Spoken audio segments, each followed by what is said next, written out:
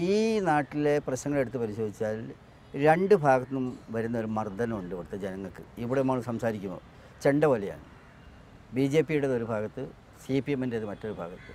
ഇത് രണ്ടിനും ഇടയിലുള്ള ഒരു രഞ്ജിപ്പിൻ്റെ പാലമായിട്ട് കുഞ്ഞാലിക്കുട്ടി ഉണ്ടാവില്ല. കുഞ്ഞാലിക്കുട്ടിക്ക് അങ്ങനെ നിൽക്കാൻ ഒക്കില്ല. കുഞ്ഞാലിക്കുട്ടി അങ്ങനെ ചെയ്യുന്ന ആളുമല്ല. CPMനോട് ചില ലീഗ് നേതാക്കൾ പിന്തുടരുന്ന മൃദു സമീപനം തിരിച്ചറിഞ്ഞുകൊണ്ടും ലീഗ് നിലപാട് അതല്ലെന്ന് ബോധ്യപ്പെടുത്തിക്കൊണ്ടുമായിരുന്നു E.T. മുഹമ്മദ് ബഷീറിന്റെ പ്രതികരണം. മലപ്പുറത്ത് CPMനെതിരെ ലീഗിൽ നിന്നുയർന്ന ഏറ്റവും കടുത്ത വിമർശനമാണ് E.T. മുഹമ്മദ് ബഷീറിൽ നിന്നുണ്ടായത്.